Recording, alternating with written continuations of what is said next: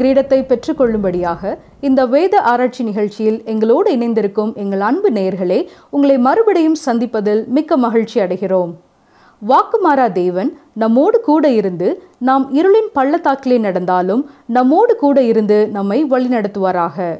நம் பாரத்தை சுமக்க தயாராக இருக்கும் கர்த்தருடைய பாதத்தண்டையிலே வந்து நம்முடைய பாரங்கள் எல்லாம் அவர் மீது வைத்து நாம் அவருடைய வார்த்தைக்குள்ளாக இளைப்பாறுவோமாக.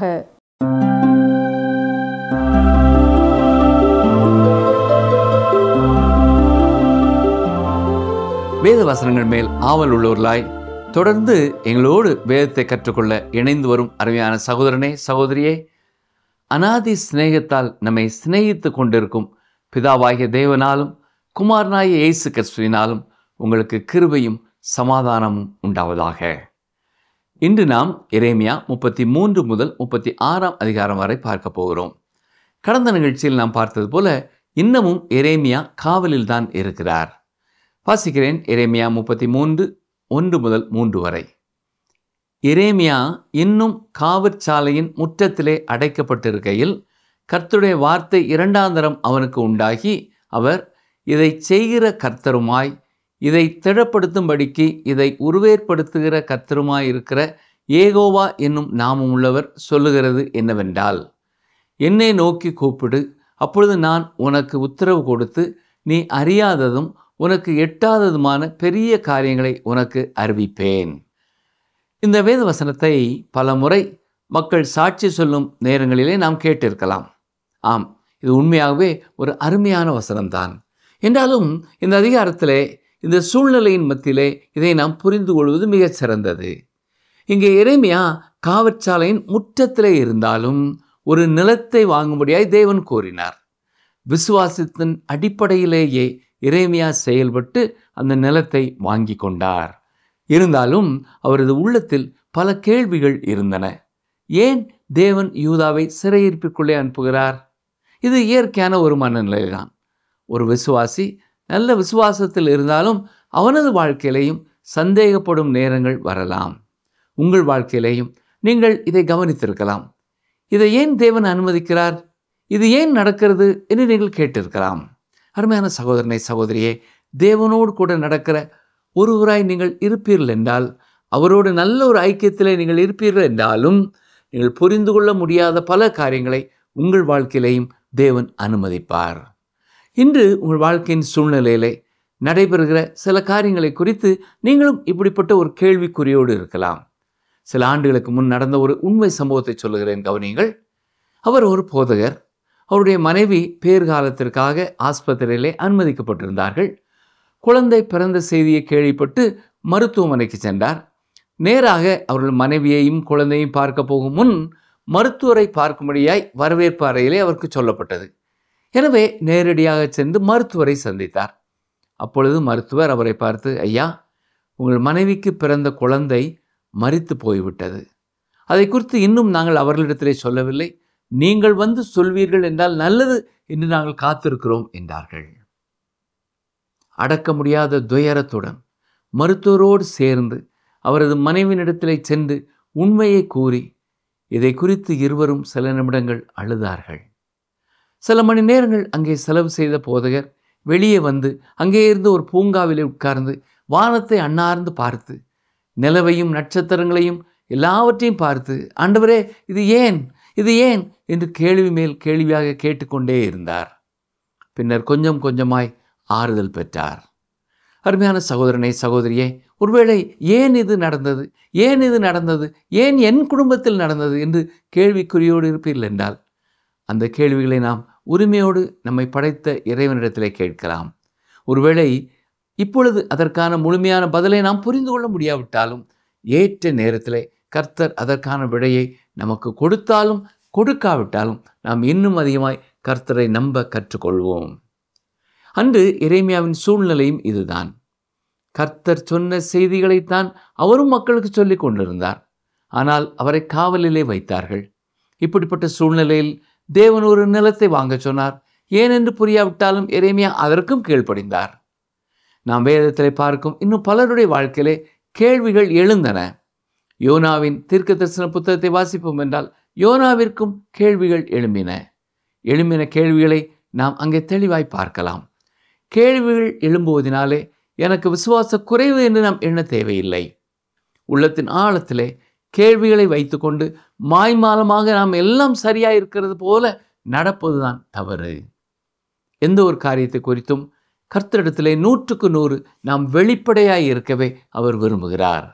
இப்படிப்பட்ட சூழ்நிலையில்தான் கர்த்தர் நம்மை பார்த்தும் என்னை நோக்கி கூப்பிடு, அப்பொழுது நான் உனக்கு உத்தரவு கொடுத்து நீ அறியாததும் உனக்கு எட்டாததுமான பெரிய காரியங்களை உனக்கு அறிவிப்பேன் என்று கூறியிருக்கிறார். இப்பொழுது தேவன் 2 சாமுவேல் 7ஆம் அதிகாரத்திலே நாம் பார்க்கிற தாவீதுக்கு கொடுத்த உடன்படிக்கையை மீண்டும் உறுதிப்படுத்த போகிறார். தாவீதோடு அவர் செய்த உடன்படிக்கை என்ன? நித்திய காலமாய் அரியணையிலே இருக்கும் ஒருவரை தாவீதின் வம்சத்தில் தேவன் அனுப்புகிறார். இதுவே பல தீர்க்கதரிசிகளின் கருத்துப்பாடலாய் இருக்கிறது. எல்லா தீர்க்கதரிசிகளுமே இந்த உடன்படிக்கையை ஞாபகப்படுத்தி அதில் இளைப்பாறினார்கள். தொடர்ந்து கவனியங்கள். வாசிக்கிறேன். எரேமியா 33ஆம் அதிகாரம் 14, 15 வசனங்கள். இதோ நாட்கள் வரும் என்று கர்த்தர் சொல்லுகிறார். அப்பொழுது நான் இஸ்ரவேலின் குடும்பத்துக்கும் யூதாவின் குடும்பத்துக்கும் சொன்ன நல் வார்த்தையை நிறைவேற்றுவேன். அந்நாட்களிலும் அக்காலத்திலும் தாவீதுக்கு நீதியின் கிளையை முளைக்க பண்ணுவேன். அவர் பூமியிலே நியாயத்தையும் நீதியையும் நடப்பிப்பார். இங்கே அக்காலத்திலும் என்பது வரப்போகிற கர்த்தருடைய நாளை குறிக்கிறது. அக்காலத்திலும் தாவீதுக்கு நீதியின் கிளையை முளைக்க பண்ணுவேன். நீதியான வேர் எந்த கிளையும் இதுவரை வரவில்லை. பெத்லெஹேமில் பிறந்த இயேசு பாலனை பூமியிலே நியாயத்தையும் நீதியையும் நடப்பிக்கப் போகிறார். அதே போல ஒரு ஆட்சியாளர் இதுவரை இருந்ததில்லை. எரேமியா 33ஆம் அதிகாரம் 16ஆம் வசனத்தை பாருங்கள். அந்நாட்களில் யூதா ரட்சிக்கப்பட்டு எருசலேம் சுகமாய் தங்கும். அவர் எங்கள் நீதியாய் இருக்கிற கர்த்தர் என்பது அவருடைய நாமம். அவர் எங்கள் நீதியாய் இருக்கிற கர்த்தர். இது எபிரேய மொழியிலே யெகோவா டிசெட்கெனு என்று கூறப்படுகிறது. எனக்கோ உங்களுக்கோ நீதி உண்டாயிருக்கும் என்றால் அது இயேசு கிறிஸ்துவினாலேயே உண்டாயிருக்கிறது. அவரே நம்முடைய நீதியாய் இருக்கிறார். எரேமியா 33:17 கவனியுங்கள். இஸ்ரவேல் வம்சத்தின் சிங்காசனத்தின் மேல் உட்காரத்தக்க புருஷன் தாவீதுக்கு இல்லாமற் போவதில்லை. இந்த புருஷன் இப்பொழுது எங்கே இருக்கிறார் என்று நீங்கள் நினைக்கிறீர்கள்? இந்த பூமியில் இருக்கிற யாரும் நானே இந்த தாவீதின் வம்சத்தின் புருஷன் என்று கூற முடியாது. இதை கூறக்கூடிய ஒரே ஒருவர் உண்டு என்றால் சங்கீதக்காரன் கூறுவது போல அவர் இப்பொழுது தேவனுடைய வலது பார்சத்தில் இருக்கிறார். கவனிங்கள். வாசிக்கிறேன். சங்கீதம் 110:1. கர்த்தர் என் ஆண்டவரை நோக்கி, நான் உம்முடைய சத்துருக்களை உமக்கு பாதப்படியாக்கி போடும் வரைக்கும் நீர் என்னுடைய வலது பார்சத்தில் உட்காரும் என்றார். தேவன் இப்பொழுது அவருடைய ஆட்சியின் கீழ் அமரப்போகிற ஒரு கூட்டம் ஜனங்களை அழைத்து கொண்டிருக்கிறார். அவருடைய குமாரனை இந்த உலகத்தில் அந்த அரியணையிலே அமர்த்துவதற்காக காரியங்களை எல்லாம் ஆயத்தம் செய்து கொண்டிருக்கிறார். சரி, இப்பொழுது எரேமியா 33:19 முதல் 22 வரை வாசிக்கிறேன். பின்னும் எரேமியாவுக்கு கர்த்தருடைய வார்த்தை உண்டாகி அவர், குறித்த நேரங்களில் பகற்காலமும் ரா காலமும் உண்டாகாதபடிக்கு நீங்கள் பகற்காலத்தை குறித்து நான் பண்ணின உடன்படிக்கையையும் ரா காலத்தை குறித்து நான் பண்ணின உடன்படிக்கையையும் அவமாக்கினால், அப்பொழுது என் தாசனாகிய தாவீதோடே நான் பண்ணின உடன்படிக்கையும் அவன் சிங்காசனத்தில் அரசாளும் குமாரன் அவனுக்கு இல்லாமற் போகும்படியாக அவமாகும். என் ஊழியக்காரராகிய லேவியரோடும் ஆசாரியரோடும் நான் பண்ணின உடன்படிக்கையும் அப்பொழுது அவமாகும். வானத்து நட்சத்திரங்கள் எண்ணப்படாததும் கடற்கரை மணல் அளக்கப்படாததுமாயிருக்கிறது போல நான் என் தாசனாகிய தாவீதின் சந்ததியையும் எனக்கு ஊழியம் செய்கிற லேவியரையும் வர்த்திக்க பண்ணுவேன் என்று கர்த்தர் சொல்லுகிறார் என்றார். இந்த தீர்க்க தரிசனம் சொல்லப்பட்ட பொழுது யூதாவின் அரியணையிலே சிதேக்கியா அரசன் இருந்தான். அவன் பரிபூர்ணமாய் கேடு கெட்டவனாய் இருந்தான். அவனுடைய கண்களை குருடாக்கி நேபுகாத்நேச்சார் அவனை சிறையிருப்புக்கு இழுத்துச் செல்ல போகிறான். தாவீதின் வம்சாவளிக்கு இது முற்றுப்புள்ளி என்று நீங்கள் நினைக்கலாம். இது மற்ற தேசங்களாய் இருந்திருக்கும் என்றால் ஆம், அதுவே முடிவு. பாபிலோனின் அரியணையிலே அமர எந்த ஒரு அரசனும் இன்று இல்லை. மகா அலெக்சாண்டரின் இடத்தை எடுத்துக்கொள்ள அவன் வம்ச வழியிலே இன்று யாரும் இல்லை. எகிப்து தேசத்தில் இன்று எந்த பார்வோனும் இல்லை. ஆனால் தாவீதின் வம்சாவளியிலே அரியணைக்கான ஒருவர் இன்றும் இருக்கிறார். நாள் ஒன்று வரப்போகிறது. அன்று தாவீதின் வம்சாவளியிலே வந்த ஒருவரை தேவனே இந்த உலகத்தில் அரியணையில் அமரச் செய்ய போகிறார். இது உன்னதமான ஒரு தீர்க்க தரிசனம். நாம் இதை புறக்கணிக்க முடியாது. இதற்கு ஆவிக்குரிய ஒரு அர்த்தத்தை கொடுக்க முடியாது. தேவன் எதை கூறுகிறாரோ அதையே அவர் கருத்திலே கொண்டுள்ளார் என்பது உறுதி. தொடர்ந்து 34ஆம் அதிகாரம் முதல் 36ஆம் அதிகாரம் வரை நாம் பார்ப்போம். இந்த பகுதியிலே சிதேக்கியாவின் சிறைப்பிடிப்பை குறித்து எரேமியா முன்னறிவிக்கிறார். மேலும் 35ஆம் அதிகாரத்தில் ரேகாபியருடைய கீழ்ப்படிதலை குறித்தும் பார்க்கிறோம். மேலும் யோயாக்கீன் கர்த்தருடைய வார்த்தையை அழித்து போட்டதை குறித்தும் வாசிக்கிறோம். முதலாவதாக எரேமியா 34ஆம் அதிகாரம் முதல் 5 வசனங்களை பார்ப்போம். பாபிலோன் ராஜாவாகிய நேபுகாத் நேச்சாரும் அவனுடைய சர்வ சேனையும் அவன் ஆளுகைக்குட்பட்ட பூமியின் சகல ராஜ்யங்களும் சகல ஜனங்களும் எருசலேமுக்கும் அதைச் சேர்ந்த சகல பட்டணங்களுக்கும் விரோதமாக யுத்தம் பண்ணுகையில் எரேமியாவுக்கு கர்த்தரால் உண்டான வார்த்தை. இஸ்ரவேலின் தேவனாய கர்த்தர் உரைக்கிறது என்னவென்றால், நீ போய் யூதாவின் ராஜாவாகிய சிதேக்கியாவினிடத்தில் பேசி அவனுக்கு சொல்ல வேண்டியது, இதோ நான் இந்த நகரத்தை பாபிலோன் ராஜாவின் கையில் ஒப்பு கொடுக்கிறேன். அவன் இதை அக்கினியால் சுட்டெரிப்பான். நீ அவன் கைக்கு தப்பி போகாமல் நிச்சயமாய் பிடிபட்டு அவன் கையில் ஒப்பு கொடுக்கப்படுவாய். உன் கண்கள் பாபிலோன் ராஜாவின் கண்களை காணும். அவன் வாய் உன் வாயோடு பேசும். நீ பாபிலோனுக்கு போவாய் என்று கர்த்தர் சொல்லுகிறார்.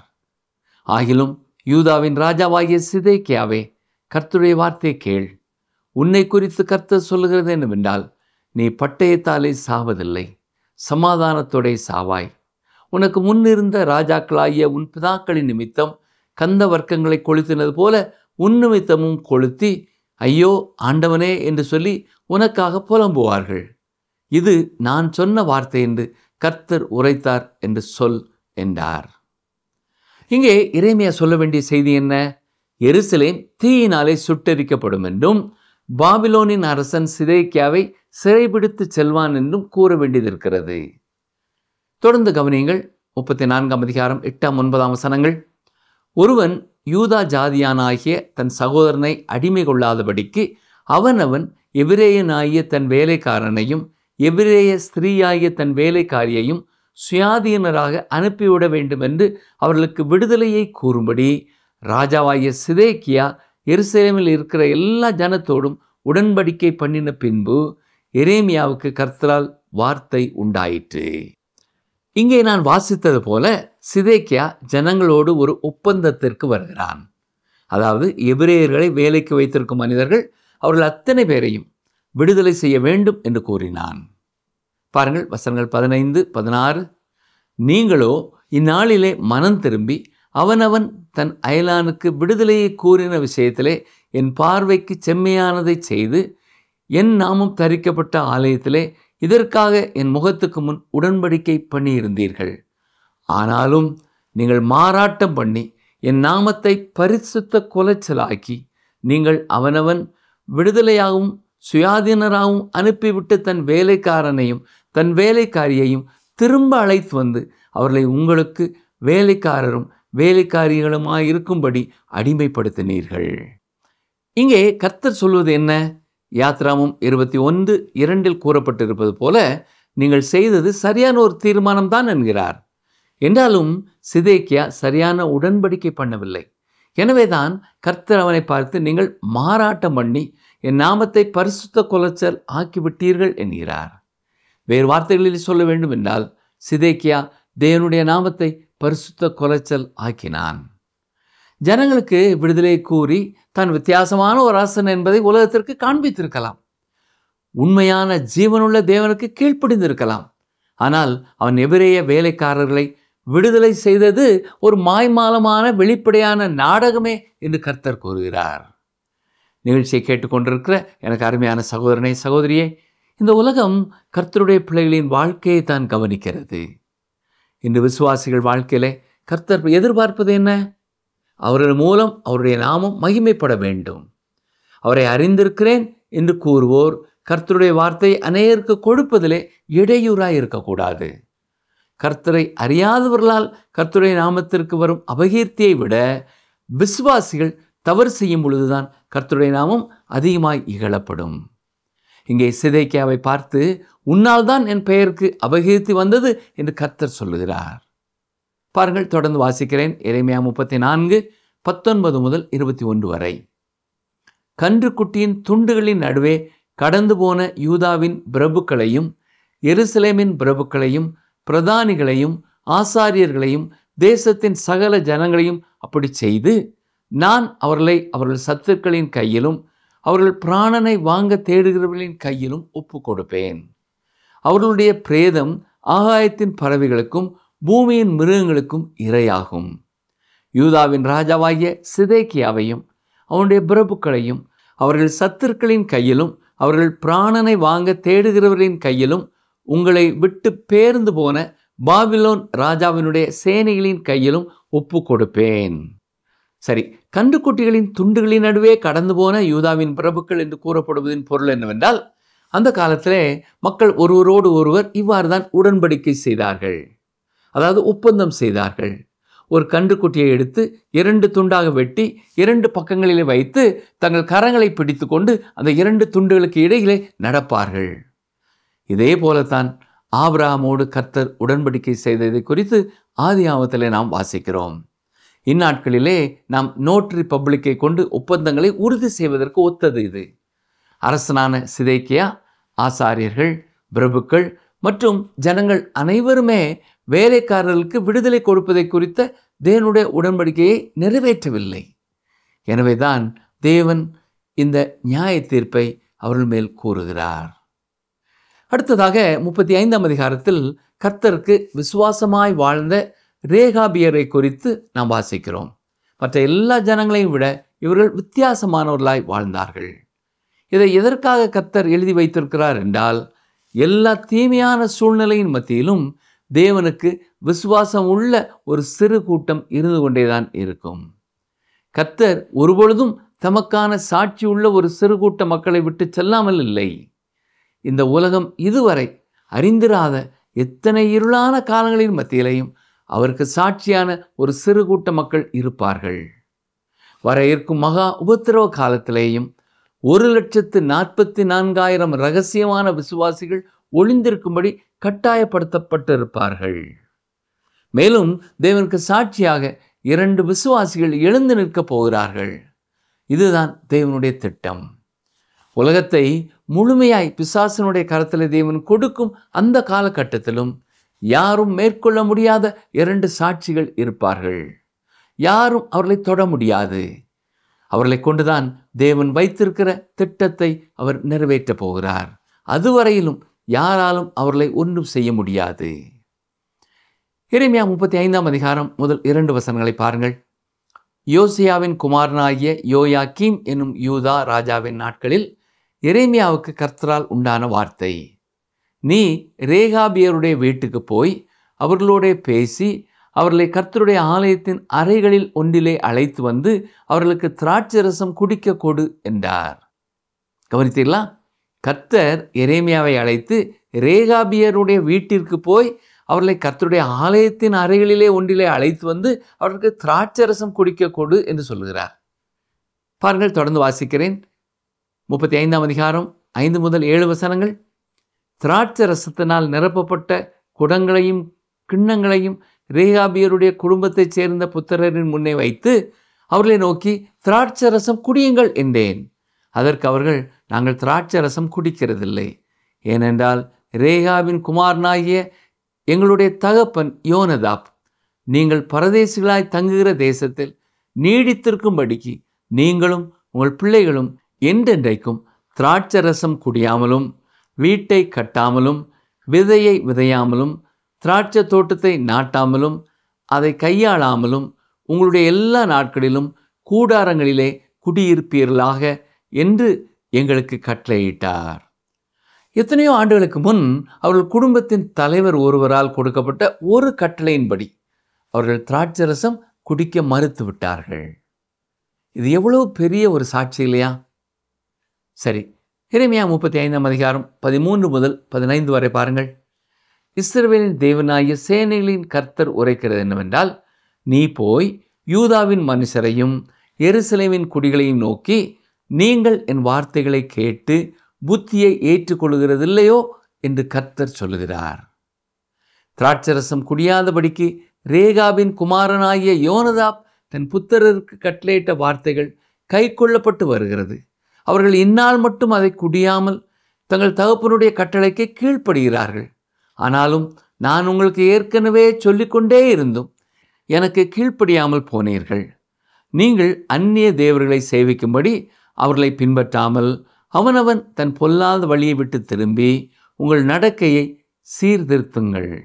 அப்பொழுது உங்களுக்கும் உங்கள் பிதாக்களுக்கும் நான் கொடுத்த தேசத்திலே குடியிருப்பீர்கள் என்று சொல்லி தீர்க்கதரிசியாய என் ஊழியக்காரரை எல்லாம் நான் உங்களிடத்துக்கு ஏற்கனவே அனுப்பி கொண்டிருந்தும் நீங்கள் உங்கள் செவியை சாயாமலும் எனக்கு கீழ்ப்படியாமலும் போனீர்கள். கர்த்தர் அவர்களை பார்த்து ரேகாபியருடைய முன்னோர்களில் ஒருவர் கொடுத்த கட்டளைக்கு கீழ்ப்படிந்து அந்த மக்கள் இந்நாள் வரைக்கும் திராட்சரசத்தை குடிக்க மாட்டோம் என்று கூறும் அளவிற்கு உறுதியாயிருக்கிறார்கள். ஆனால் யூத ஜனங்களாகிய நீங்கள் பரலோகத்தின் தேவனாய கர்த்தர் உங்களுக்கு கொடுத்த கட்டளையை பின்பற்றாமல் எந்த அளவு மீறி போனீர்கள் என்று சுட்டி காட்டுகிறார். இந்த அதிகாரத்தின் மீதி பகுதியிலே யூதா ஜனங்கள் மேல் நியாய தீர்ப்பையும் ரேகாபியர் மேல் ஆசீர்வாதத்தையும் கூறுகிறார். 36ஆம் அதிகாரத்திலே யோயாக்கீம் எரேமியா மூலமாய் கர்த்தர் அவனுக்கு கொடுத்த கர்த்தருடைய வார்த்தையை குறித்து எத்தனை அலட்சியமாக இருந்தான் என்பதை பார்க்கிறோம். வாசிக்கிறேன். எரேமியா 36 முதல் 2 வசனங்கள். யோசியாவின் குமாரனாகிய யோயாக்கீம் என்னும் யூதா ராஜாவின் 4ஆம் வருஷத்திலே கர்த்தரால் எரேமியாவுக்கு உண்டான வார்த்தை என்னவென்றால், நீ புஸ்தகச் சுருளை எடுத்து யோசியாவின் நாட்களிலே நான் உன்னுடனே பேசின நாள் முதற்கொண்டு இந்நாள் மட்டும் இஸ்ரவேலை குறித்தும் யூதாவை குறித்தும் சகல ஜாதிகளை குறித்தும் உன்னோடே சொன்ன எல்லா வார்த்தைகளையும் அதிலே எழுது. கர்த்தர் எரேமியாவுக்கு சொன்ன எல்லா வார்த்தைகளையும் எழுதும்படியாய் எரேமியாவிடத்திலே சொல்லுகிறார். எனவே எரேமியா சொல்ல சொல்ல பாரூக் என்பவன் எரேமியாவுக்காக எழுதுகிறான். அதன் பின் எரேமியா பாரூக்கினிடத்திலே கர்த்தருடைய வார்த்தைகளை தேவாலயத்திற்கு எடுத்து சென்று அங்கே வந்திருக்கிற மக்களுக்கு வாசித்து காண்பிக்கும்படியாய் கூறுகிறான். இதை குறித்து பிரபுக்கள் கேள்விப்பட்ட பொழுது பாரூக்கை அழைத்து அவர்களுக்கும் அந்த கர்த்தருடைய வார்த்தைகளை வாசித்து காட்டும்படியாய் கேட்டுக்கொண்டார்கள். கவனிங்கள், வாசிக்கிறேன். எரேமியா 36 19 முதல் 23 வரை. அப்பொழுது பிரபுக்கள் பாரூக்கை நோக்கி, நீயும் எரேமியாவும் போய் ஒளித்து கொள்ளுங்கள், நீங்கள் இருக்கும் இடத்தை ஒருவரும் அறியப்படாது என்று சொல்லி சுருளை சம்பிரதியாகிய எலிசாமாவின் அறையிலே வைத்து ராஜாவினிடத்துக்கு அரண்மனையிலே போய் ராஜாவின் செவிகளுக்கு இந்த வார்த்தைகளை எல்லாம் அறிவித்தார்கள். அப்பொழுது ராஜா அந்த சுருளை எடுத்துக்கொண்டு வர யெகூதியை அனுப்பினான். யெகூதி அதை சம்பிரதியாகிய எலிசாமாவின் அறையிலிருந்து எடுத்துக்கொண்டு வந்து ராஜா கேட்கவும் ராஜாவினிடத்தில் நின்ற எல்லா பிரபுக்களும் கேட்கவும் வாசித்தான். 9ஆம் மாதத்திலே ராஜா குளிர்காலத்துக்கு தங்கும் வீட்டிலே உட்கார்ந்திருக்கிறான். அவனுக்கு முன்பாக கணப்பு மூட்டி இருந்தது. யெகூதி 3-4 பத்திகளை வாசித்த பின்பு ராஜா ஒரு சூரி கத்தியினாலே அதை அறுத்து சுருள் அனைத்தையும் கணப்பிலுள்ள அக்கினியிலே வெந்து போகும்படியாக கணப்பிலிருந்த அக்கினியில் எரிந்து போட்டான். யோயாக்கீம் கர்த்தருடைய வார்த்தை குறித்து என்ன எண்ணம் கொண்டிருந்தான் என்பது இதன் மூலம் வெளிப்படுகிறது. கத்தியால் கிழித்து தீயில் போட்டு விட்டான்.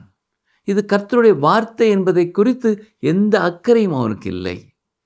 அதை கர்த்தருடைய வார்த்தை என்று அவன் ஏற்றுக்கொள்ளவில்லை. பிரியமானவர்களே, இன்று நாம் தியானித்த பகுதியிலே நாம் கற்றுக்கொள்ள வேண்டிய முதல் காரியம், கர்த்தருடைய கட்டளைக்கு முழுவதுமாக கீழ்ப்படிய வேண்டும், அரைகுறையாக அல்ல. அப்பொழுது அவருடைய நாமம் நம் வாழ்க்கையின் மூலமாயும் மகிமைப்படும். அடுத்ததாக, கர்த்தரை அறியாத ஜனங்கள் வாழ்க்கையிலே நாம் பார்க்கும் பக்தி வைராக்கியத்தை நம்முடைய வாழ்க்கையில் இருக்கும் பக்தி வைராக்கியத்தோடு ஒப்பிட்டு பார்க்க வேண்டும். மூன்றாவதாக, கர்த்தருடைய வார்த்தையை கனம் பண்ண வேண்டும். அதை சுமந்து செல்லக்கூட வெட்கப்படக்கூடாது. கர்த்தருடைய வார்த்தையை கனம் பண்ணுகிறவர்களை கர்த்தரும் கனம் பண்ணுவார். கர்த்தருடைய இரக்கமும் சமாதானமும் உங்களுக்கு போதுமானதாக இருப்பதாக. ஆமென்.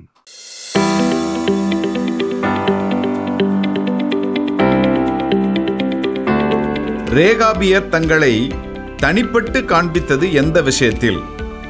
ரேகாபியர் தங்களை தனிப்பட்டு காண்பித்தது எந்த விஷயத்தில்? ஆப்ஷன் ஏ, திராட்சை ரசமும் திராட்சை செடியும். ஆப்ஷன் பி, நிலம் வாங்கக்கூடாது. ஆப்ஷன் சி, 1 2 சேர்ந்து. இன்றைய கேள்விக்கான சரியான பதிலை 9962032803 என்ற எண்ணிற்கு வாட்ஸ்அப் மூலம் அனுப்புங்கள்.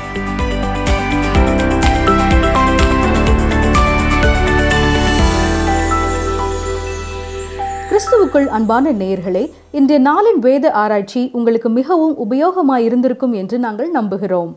இந்த உலகமே பிசாசின் வசப்பட்டு விட்டது, பிசாசின் வழியில் செல்கிறது என்று நீங்கள் கலங்கினாலும் திகைத்தாலும் ஒன்றை மறந்து போகாதீர்கள்.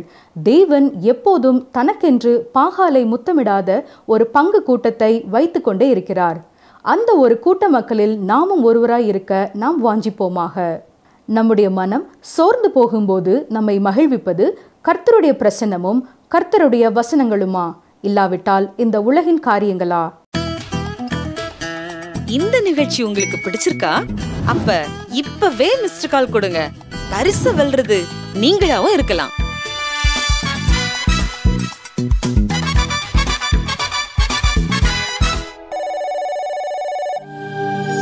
தெய்வ வாக்கு.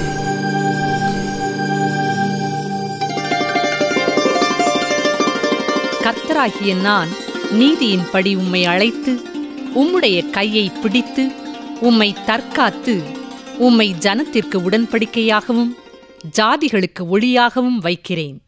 ஏசாயா 42:7.